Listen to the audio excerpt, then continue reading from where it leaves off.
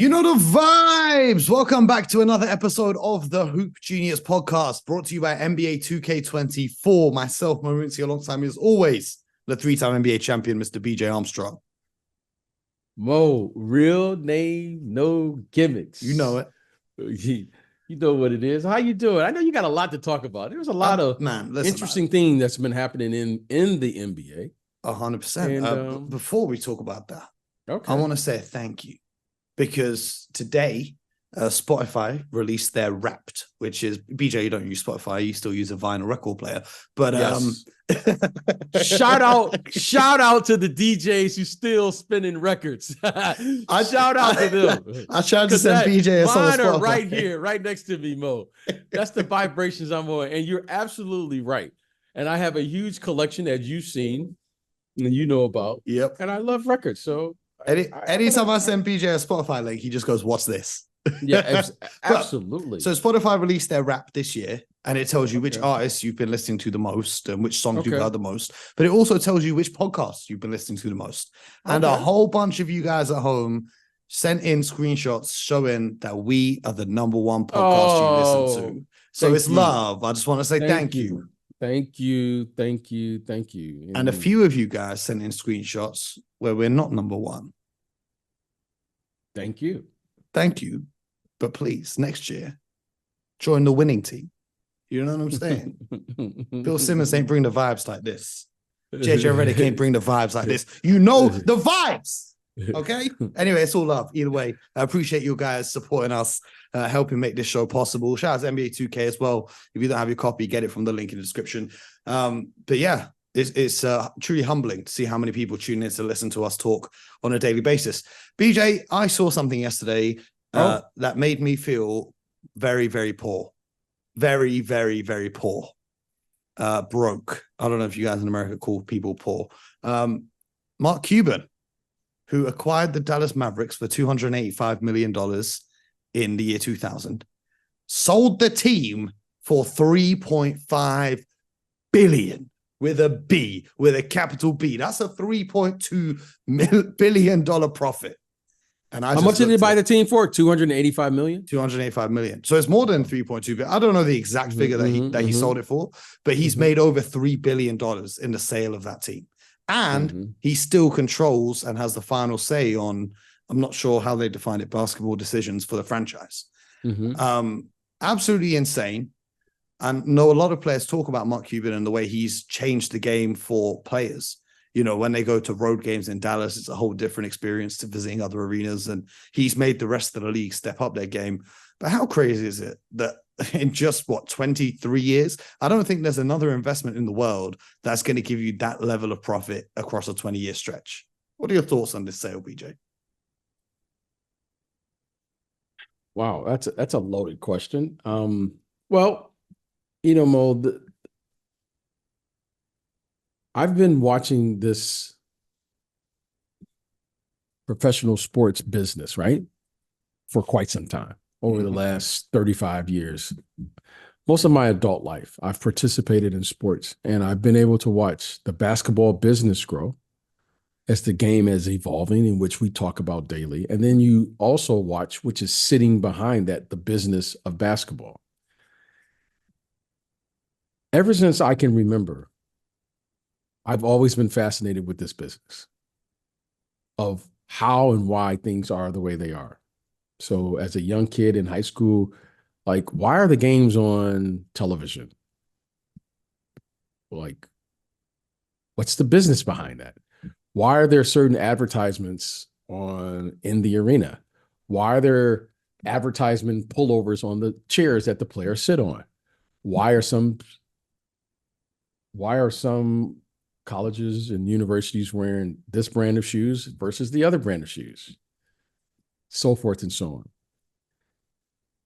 This business, Mo, is growing at a rate, and the evaluations of these teams, Mo, are just beyond me. So when I came into this league, Mo, most of the owners or the governors, is that what they call them today, they were buying these teams for less than $10 million. Crazy. To see now that every team in the NBA now is worth a $1 billion or more is beyond. So the business, as much as we talk about the salaries of the players, which always seems to be a hot topic, the thing that I find way more fascinating than just the obvious is the amount of money that is generated from professional sports is beyond. And it's continuing to grow regardless of whatever's going on. Now, here we are, Mo. You and I just took a call the other day in an emerging market on the continent of Africa. So as much money as we're talking about here in the United States, which we have roughly over 300 million people or so, right? Somewhere around there. Now you're having the potential or possibility to come to a continent where there's over 1.5 billion people on the continent or so, somewhere around there, right? They got 1 billion people somewhere around there on the continent. And suddenly now, Mo, you're saying $3 billion is a lot of money. But Mo, let's do the math. And you got Europe, you got the Middle East, you got Africa, you got the Asian market as well. Okay, so Mo, you're seeing this business continuing to grow in what we would consider emerging markets. So am I shocked? I would love to be shocked. However, Mo, I've just been around long enough to know that these teams will continue to grow. The popularity of the sports are continuing to grow. And then, Mo, we truly have this thing now in basketball and other sports. It's a global market now, Mo. Okay. It's not just an American thing or a European thing or whatever. It's a global thing. Mm-hmm. And basketball in particular is growing, and we will rival at some point here football, which is soccer here in the States, because of the popularity of the sport and the growth of the sport. And this globalization mode of sports and this business is going to be fascinating to watch. Why? Is because you have politics will be involved in this. You have different cultures, different languages, you got people, you have all of these things, but we all will come together because of our love of this sport. And how it's going to continue to grow at the global level, Mo, to me, is going to be one of the most fascinating things, because now, Mo, you could see in basketball, for instance, in the sport of basketball, we're taking parts of play-in tournaments, which you would traditionally see in football, European football, mm-hmm. and now it's been incorporated into American or the NBA basketball. So you're seeing now, Mo, the overlap, the experimentation of how to grow the game at a global level. And that's what it's all about. And I don't know where it's going. I don't know if it's good. I don't know if it's bad. However, Mo, we know it's happening, and we know mm-hmm. it's going to continue to grow, because as you and I like to say, or you like to say, secure the bag. Mm-hmm. I mean, I still think basketball has a long way to go to catch soccer football. Because that's just it. Like, if you look at how many people watch the World Cup final, that's just crazy. Well, Mo, it's trending in the right direction. But the arenas can't have the same amount of people. Yeah. Okay. It's just a numbers game. It's a number. However, Mo, with technology now, the availability, how do you get the game so people can access? So, yes, do I think people will come and view a basketball game at the same capacity as a football game or American football here? No, I don't think there will be. You can put 100,000 people. Even viewing figures, I think 1.5 billion people tuned in for the World Cup final. And yeah, I think there's a long way to go, but it's heading in the right direction. I think at some point here, Mo, the participation for basketball, because you don't need an entire field. You just basically need a ball and a hoop, and you can just go play. Yeah, I wish it were that simple, but here there's many fields, not many basketball courts. This is the problem we have.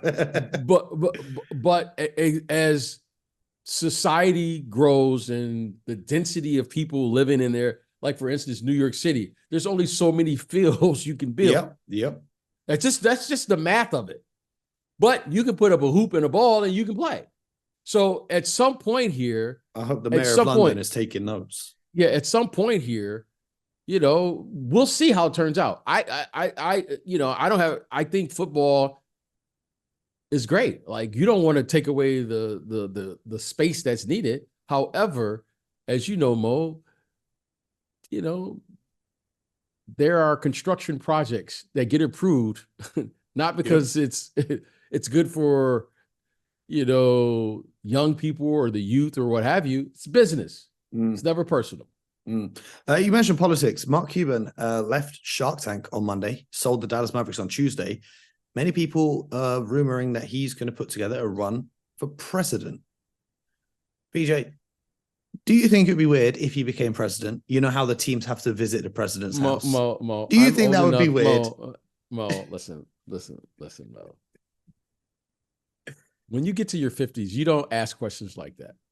Because, Mo, in this country, I've seen actors become presidents. I've seen all different types of people ascend to become presidents in this country. Okay. Would that be weird? No. I've lived long enough to say, no, nothing is weird. This is just what it is. Okay. And whatever is out there, right? I'm not from here's the traditional way of something. Until someone does it in a non-traditional way, then we will say, well, this is the way you should run for president, or this. Anything is possible, Mo. Anything is possible. So I'm not putting it past anyone. And if that is what it is, then I'll deal with that when that time's come. However, I am not in the speculation business. I mean, some people enjoy it more than I do. But if that were to happen, I'm sure you and I would request an interview from the president. That would be insane. Imagine the Hoop Genius podcast in the White House. Oh yeah. So let's begin to lay the foundation right now for the possibility, right? And if there's a possibility, the next time I speak to Mark, I'm going to say, hey, Mark, I don't know if it's true or not, but I want to be the first one to make this request now. So you have my word. How about that? Yes. Okay. Amazing. And then we'll see what Mark says. There we go. Well, speaking of you not liking to speculate, we're going to speculate some more here on the show because the in-season tournament wrapped up the other night, and we now have the quarterfinal matchups set for the in-season tournament. So we're going to run through those, and you're going to tell me who you think's got the edge, and I'm going to tell you who I think I've got the edge. The first one in the Eastern Conference is the New York Knicks at the Milwaukee Bucks. Who do you think is advancing through fixture? Are these games played in Vegas, or are they played? No. So the quarterfinals are in the regular season. I just guess they'll change the schedule for the next time they're scheduled to be up. And then the semifinals and the finals will be in Vegas. So this game will be in Milwaukee. I'm not sure if this is an extra game plus added on to the 82, or if this is part of the 82 game schedule. It's very confusing, even with like the group stages they did, with which teams qualified and the point differential. It was very confusing. This is the thing. They've tried to copy from European football, but European football is very simple to understand. This tournament is very complicated. I don't know why they did different groups. I know why they did it, because they wanted to make them balanced and have seeding and stuff like that. They should have just made the divisions, like the Atlantic Division, the Pacific Division. They should have made those the groups so everyone could keep track, but they didn't. So here we are, with the Knicks headed to Milwaukee to take on the Bucks. The last time they played, Jalen Brunson dropped 45, but the Bucks came away with a 110-105 win in that game. This time, a lot more on the line, a lot more to play for. How do you see this one shaking out? I'm going to choose the Bucks, right? I'm going to choose the Bucks in this one. However, I will say this about the Knicks. The Knicks, when you watch the Knicks, next time you watch the Knicks, Mo, I want you to watch out for this or look out for this. Okay. When the Knicks share the basketball, they're a pretty good team. Scott? Is Scott back on the show? Because I heard him on ESPN say this too. Who would have thought Yeah. sharing the basketball is good for a team? That's crazy. Yeah, no, it's like when they pass the ball, they're pretty good. Okay. Now, clearly, I don't think they're consciously doing that, but it's a thing to watch out for. When they got that ball zipping around the perimeter and Randall and RJ Barrett and Jalen Brunson, and Mo, they got some guys who can score a little bit. Mm-hmm. They're pretty good. So I will say this. I think the Knicks, I watched them make a comeback the other day. I can't remember who it was against. It was against Miami, I think. They were down 20 or so. Yep. And Amazing they had a win. fourth, they had an incredible fourth quarter. I seen Stephen A. Smith leave at halftime. Oh, yeah. Okay. But I think the Bucks had a nice win against Miami last night, minus Jimmy Butler. But I think the Bucks will probably come away with this victory on their home court. I am going to go with the Knicks because last time they played, it was a very close game. Jalen Brunson went off, and I think that it's going to be tough to stop him from going off again because of the Bucks' perimeter defense, namely Damian Lillard. But also, Julius Randle was playing horrible basketball the last time they matched up. And I think he's starting to improve, and I think he'll be playing better as well. The presence of Mitchell Robinson inside, especially on the glass, gives them a little edge with the rebounding battle with Brook Lopez down low as well.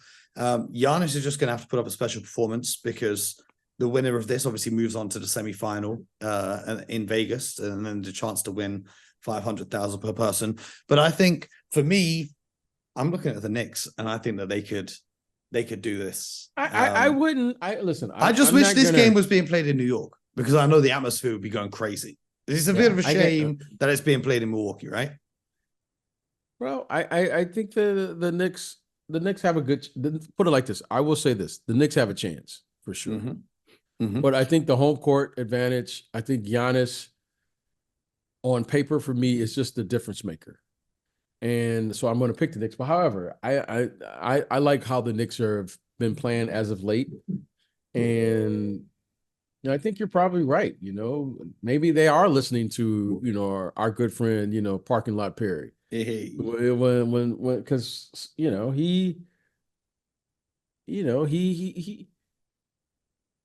he has some insight there working there he for built many that years. team. But I've just really started to notice it where it's like now it's like one of those things you can kind of see it evolving. And when they do play a certain brand, they're really tough to beat. They're really tough to beat. So we'll see. But I'm going to still stick with the Bucks here. Okay. Well, like I said, this tournament is confusing because the other quarterfinal in the East is between the Celtics and the Indiana Pacers. Now, the Celtics have the best record in the Eastern Conference, 14-4, and the Pacers are 9-7. However, because the Celtics went 3-1 in-season tournament games, and the Pacers went 4-0 in-season tournament games, the Pacers have home court advantage for this. So they'll be facing the Boston Celtics, who are undefeated at home, but are playing about 500 basketball on the road. So do you think that Indiana's defense can hold up? Because there's no questions about their offense, but their defense is where the Celtics can look to exploit them. So I think this is going to be a great matchup. I don't know if Porzingis will be back in time. I think these fixtures are played on the 4th and the 5th of December. So I don't know if Porzingis will be back. But who do you have taking this one? I'm going to go with the Celtics. And this one, even though it's on the road, I think the Pacers have been playing great. I think you said they're undefeated, correct? They're undefeated in the in-season tournament. In the in-season tournament. So I'm going to go with the Pacers in this. With the Celtics in this. Yeah. I would love to go with the Celtics. I'm just going to go with the Pacers because every time I say the Celtics are going to win, they don't do it. So here we are. And that's the analysis you're getting from me on that one. You're consistent, Mo. So we'll go with it. We know you, Mo. We know you. So, we know you. We know what you really mean when you say that. So when you want the Celtics to win, you just go with the other team. So you're right either way. You're right. You know the vibes. Okay. In the Western Conference, the Phoenix Suns will be traveling to your town of Los Angeles to face the Lakers. After not seeing Kevin Durant Who's that? Who's this? Oh, the Phoenix? Suns versus the Lakers. Oh, okay. After not seeing Kevin Durant and LeBron James go head to head for like 7 years, now we're seeing them like for the 4th time in one season, which is fantastic. The Lakers beat the Suns on the 11th of November in the group stage of this tournament, 122 to 119. But we'll have to see, because now Gabe Vincent, Rui Hachimura, and Jared Vanderbilt are all injury concerns for the Lakers. The Suns probably still going to be without Bradley Beal. But who do you think is taking this? Because LeBron and KD will pretty much cancel each other out. Yeah, I'm going to go with the Suns. I'm Okay. going to go with Phoenix here. I'm going to go with Phoenix due to the fact that the Lakers have some injuries and some concerns. Mm-hmm. And I'm just a little concerned with the workload of those two players for the Lakers. AD's workload right now, especially early part of the season, and LeBron's workload. And with the injuries that you just mentioned, now that's putting more responsibility onto those two. So even though it's going to be in LA, right? I think that's what you said. Yep. I'm going to pick the Phoenix Suns because of that. Yeah, well, the Suns are better on the road. They're 7-2 on the road, and they're 500 at home. So that's interesting. I'm going to go with the Lakers. I think, Anthony Davis loves playing basketball in obscure places. He thrived in the Disneyland bubble. And so now maybe he'll thrive in Las Vegas, and he'll do what it takes to get there. Okay. The world according to Mo. I just think it would be good for business for the Lakers to be in Vegas for the in-season tournament, to have LeBron James involved and whatnot. Now, I'm not saying that they're going to be forced their way there. I'm just saying we've seen the Lakers get the advantage in terms of the amount of free throws they shoot and whatnot in numerous occasions across history. It may be a coincidence, it may be not, and that's what I'm going to say. I go with that. I'm going to go with the Suns. I'm going to see, and then I'll be watching. This. Are you going to head down to the game? I wouldn't say that, Mo. No, but the court is too bright. BJ needs the 3D goggles. I went to one game Memphis with the court. Yeah, the Memphis game. It was just too much. I mean, it's just too much. Like, you already go to LA and you got so much stimulation, and then you put that court on there, Mo. It took me about 5 hours after the game to fall asleep. It was just too much. Okay, well, the other matchup in the Western Conference is the New Orleans Pelicans and a team who played fantastic basketball the other night against the Golden State Warriors. It is the Sacramento Kings. Oh, wow. So, the Kings have lost both games against the Pelicans so far this season. And Zion's looking like he's getting better and better as the season goes along. But De'Aaron Fox is De'Aaron Fox, one of the most, insanely explosive players we have in the NBA. Malik Monk off the bench, unbelievable. Sabonis is always solid. That battle between Sabonis and Valanciunas is something that I'm really looking forward to. But who do you think is taking this one? I'm rooting for the Kings. However, in a one game like this, and if everyone shows up, I'm going with the Pelicans. In Sacramento, because I think the fans will be going because it could be nice for them to win the whole thing. Yeah, I'm going with New Orleans on the road. Why? I'm going with New Orleans. Well, first of all, as you know, Mo, I love matchups. I just look at matchups. Yeah. Okay. Sacramento is it's an incredible, difficult place to play. Why? Because one, they're very talented individually and as a team, and they have a great fan base. However, Mo, Murray and Harrison Barnes, that's an awful matchup versus Brandon Ingram and Zion Williamson. Yep. It's a smaller team. They're a much smaller team. That's just okay. Yes, you can play fast and you can do all of those things. And they will have, on the most part, an advantage playing that way. However, Zion, last I checked, if he's healthy, he's big, he's strong, and he's fast. Mm-hmm. And Brandon Ingram is 7 feet, and he's big, tall, and fast. Yeah. Okay. That's just a bad matchup. To me, it's always about the matchups. Now, So I'm saying to myself, what can Sacramento do? Right? They've already committed to being the fastest team in the league. Mm-hmm. So clearly they're not going to play slow.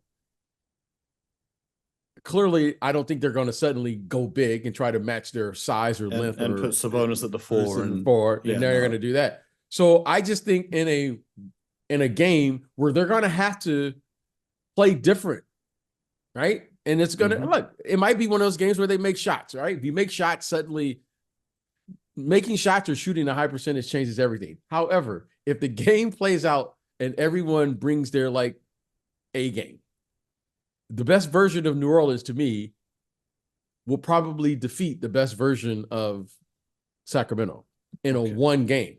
Okay. Now I'm not saying they can beat them in a 7-game series. However, I don't see any counters to Zion. I just don't. I mean, Zion and Brandon Ingram versus Harrison Barnes and Murray. That's not a favorable matchup. And regardless of what Sacramento is going to do, they're going to have to address that issue. Whether they decide to go zone, double, go big, I don't know what they're going to do. But if one or both of those guys catch a rhythm during this game, that's going to be a major problem. Then that's what I see on paper. However, the game will be played. I love how Sacramento plays. I just see this being a major, major problem in a one game. Like it's just one game. So one-off, yeah. It's a one-off game. So I'm going to pick the upset here in New Orleans, even though it's at Sacramento. I'm tempted to agree. You make a very you got to take compelling Sacramento. case. You But- got to you got to take Sacramento. Yeah, yes. But it's the Pelicans. There's still about 5 days until this game happens. We don't even know who's going to be on the court for them.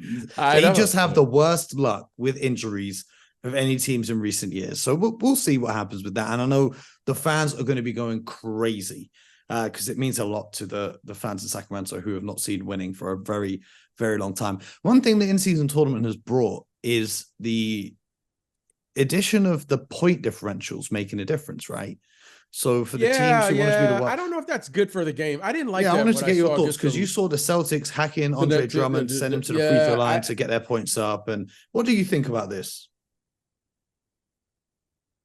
Well, okay, I understand how you're trying to always have scenarios in which there needs to be a tiebreaker or so forth or so on. Okay, I get it. However, Mo, something about the integrity for the game didn't seem right to me. Like, you know what I mean? Like, Mo, you know how I love it when people say, I don't know what it takes to be a great player. I just know it when I see it. That didn't seem right to me, Mo, but I can't pinpoint it, right? I get why it's necessary to have this point differential and all those things, right? Because you got to have ways to, to move on, make an argument or whatever it is to who's going to be the top seed or whatever. But it didn't seem right to me, Mo, from the integrity of the game. And it was the kid, and the kid they were fouling, Andre Drummond. I mean, it was just an awful experience, right? To watch. They're up 30 and they're just like, you know what I mean? It wasn't good for the optics, if you will, of the game. I understood it. However, it just didn't appear to be right to me. So hopefully they'll figure that out. But, it's their first go around. So there's always things that you got to work out. But it didn't look right to me. It didn't feel right to me. And hopefully they'll come up with a newer idea or a different idea that can solve that problem. Well, just to go back to what we were talking about before, when the NBA schedule came out this year, there was only 80 games per team. The league left 2 matchups, I think, for the in-season tournament. I'm just reading on it now. 8 teams have advanced, but the rest of the league have received new matchups.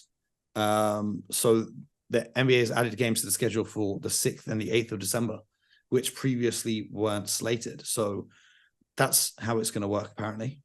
Like I said before, it's very, very confusing. I'm not sure why it's like this, but Okay, cool. We'll roll with it. BJ, out of the teams that we discussed, though, who do you think is going to win the whole tournament?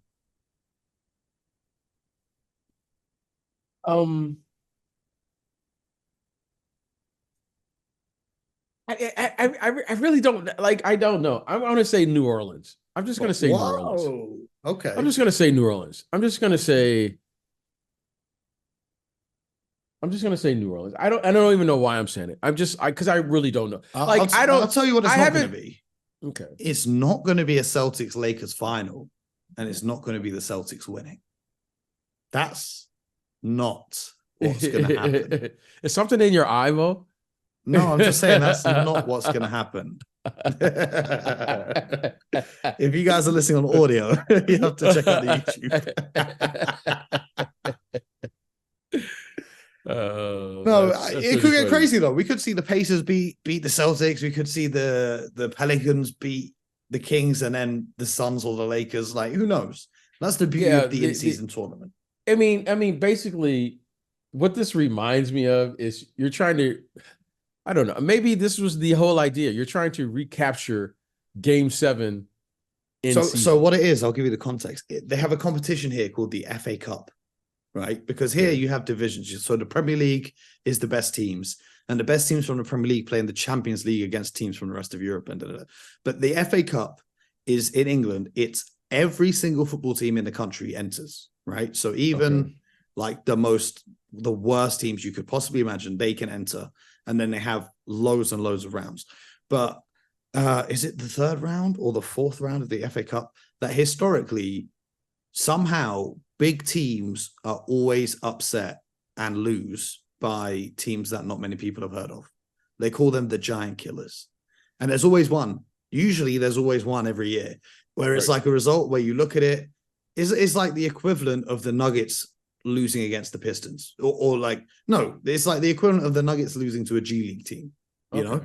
And that's what they call it, the magic of the FA Cup. And I guess that's what they're trying to recreate here. But again, I haven't spoken to anyone of these four teams, but any of the players on these four teams. But after this in-season tournament ends, I'm going to just do my own little survey. I want to speak to as many players as I can. I want to speak to as many executives as I can to figure out what is the mindset. I want to speak to the coaches to say, what is the mindset that the players have? Because at least the people I've spoken to, no one has like mentioned to me, hey man, like, you know, when you get into the playoffs, like there is a energy that everyone, as you can tell, like, okay, the playoffs has begun. Everyone is up in their game. The focus, you know, I call like clients of mine, and then suddenly, you know, they don't pick up the phone because they're getting ready for the game. Mm-hmm. Okay. I haven't had this same feeling about like the in-season tournament from the coaches, from the executives, or the players. But it could just be I'm not in the locker room, so I don't know.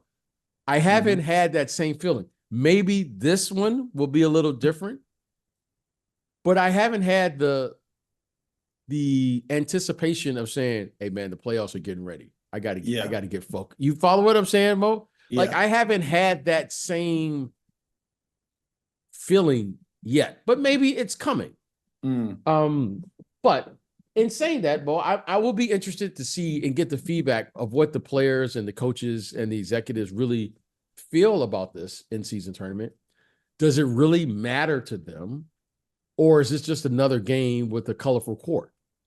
Well, okay. I saw a quote. I think it was Josh Hart who says, "I want to win because then I can just buy another watch," which I didn't really know what to make of. I have no comments. 500 grand watch. Okay, I have no comment. 500 grand. I'll be sold for the next 5 years, bro. It's crazy. Yeah, I don't know what to think of it. Let me know what the players do say if you're going to make some calls around the league, and we'll share that with our listeners. It'll be interesting. It'll be interesting to see. And this is the first year, so I'm hoping that over future years they kind of refine the format and make it easier to track and better for the fans. And also, I hope they fix the courts, because we've seen a bunch of injuries and players slipping because the courts weren't ready. And apparently, a report I read online, that the NBA didn't even have time to test the courts properly. They just went with them. So hopefully the courts are repaired. And the Dallas Mavericks opted not to even use theirs the other night for the final in-season tournament game that they played because of the slippages that happened. So hopefully everything's in order and we don't see any more injuries, because that's terrible. But yeah, let us know in the Discord who you guys think is winning the in-season tournament. You can join through the link in the description. Thanks once again to everyone who had us in your top listened podcasts on Spotify Wrapped. If you're on, Thank you. If you're on Apple or if you watch on YouTube or Google Podcasts, big up to you as well. I know you guys don't get the Wrapped feature, but we still see your support. So it's much appreciated. It's much love. And we'll be back tomorrow with more from the Hoop Genius podcast. So make sure you subscribe, YouTube, Spotify, Apple, wherever you get your podcast from. And most importantly, get buckets.